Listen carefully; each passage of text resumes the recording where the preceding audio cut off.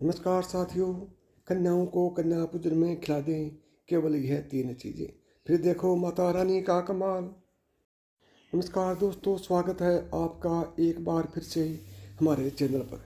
दोस्तों, वीडियो शुरू होने से पहले अगर आप भी दुर्गा माता से सच्चे दिल से प्यार करते हैं तो इस वीडियो को एक लाइक कर दें और चैनल को सब्सक्राइब कर दें और साथ में कमेंट बॉक्स में जय माता दी जरूर लिखें। दोस्तों, हिंदू धर्म में नवरात्रि का एक अलग ही महत्व माना गया है।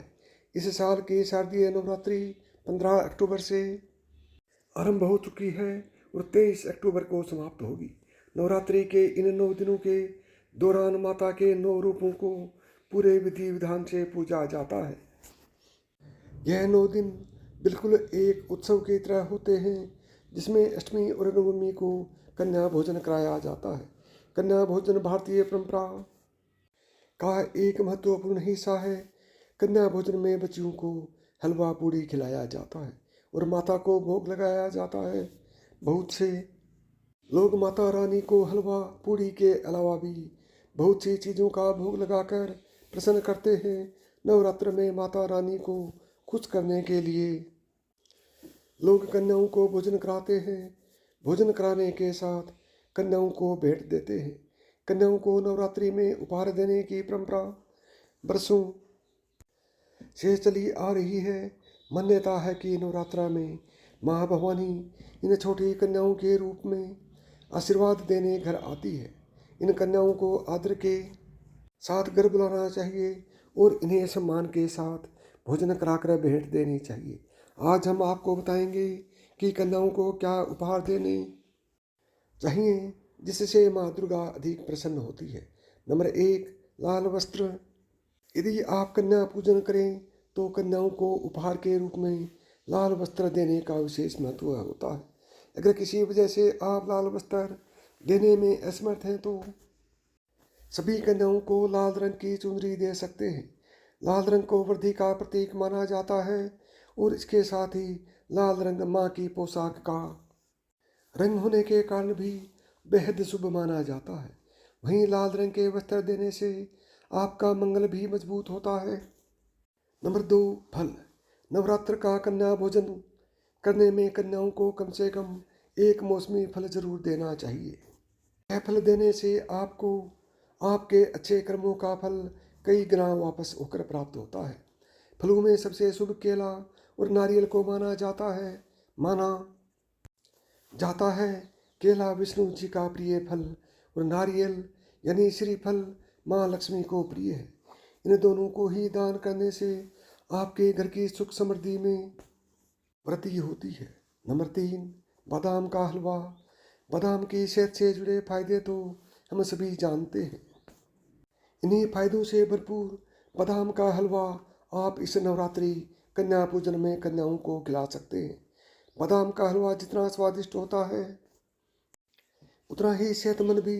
तो इस कन्या पूजन में हलवे की जगह बादाम का हलवा खिलाएं और कन्याओं को प्रसन्न करें। नंबर 4, जलेबी।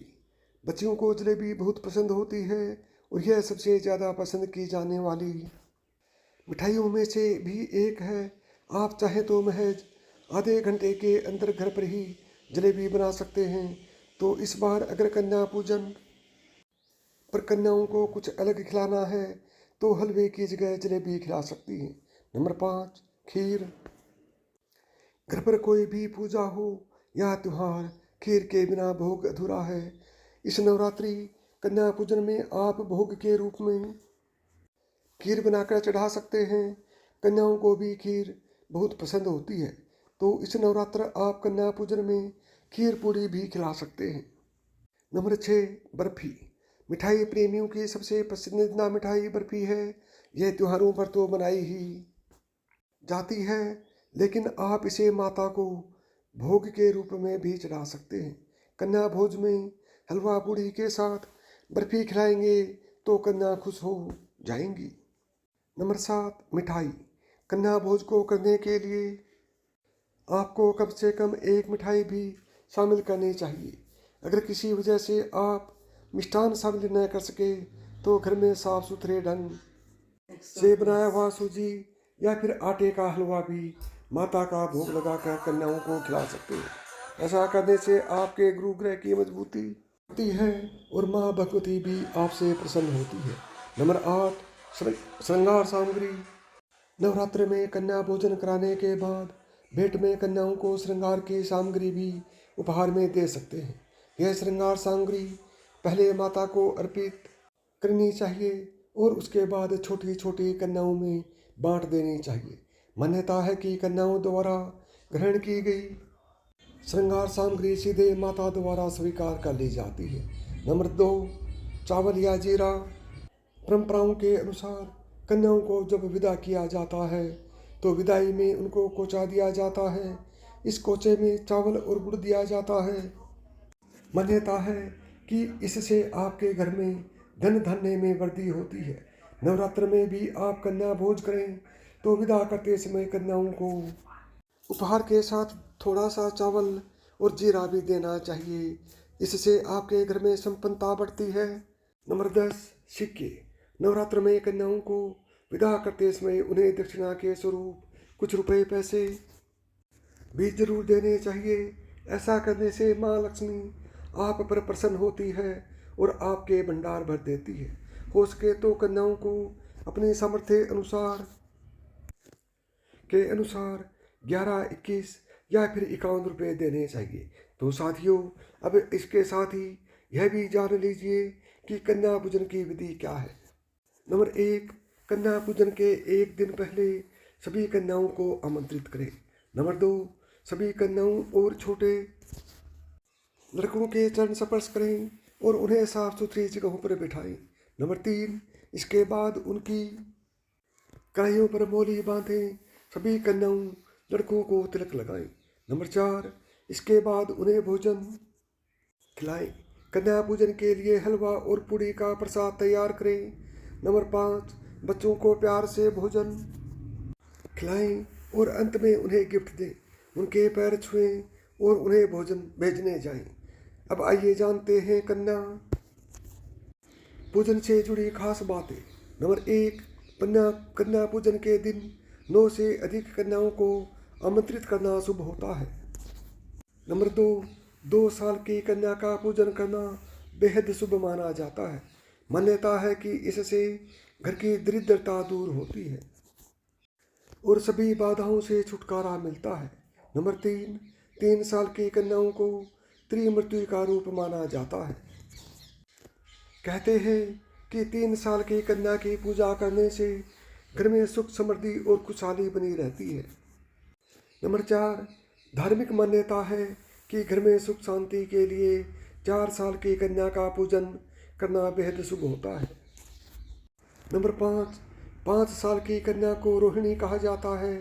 इनकी पूजा करने से सभी रोग दोषों से छुटकारा मिलता है।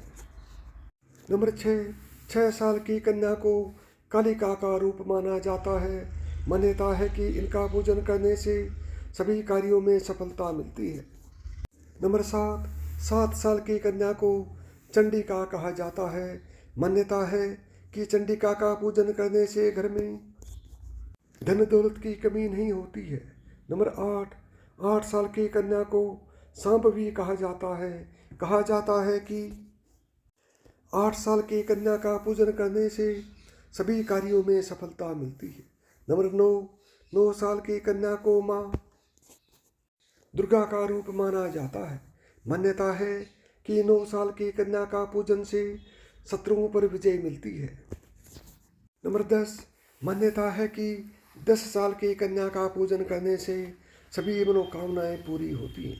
तो साथियों, यदि आप चाहते हैं कि माता रानी की कृपा आप पर बनी रहे तो कमेंट बॉक्स में जय माता दी जरूर लिखें। साथ ही वीडियो को लाइक करें और चैनल को सब्सक्राइब करें। प्रेम से बोलो जय माता दी।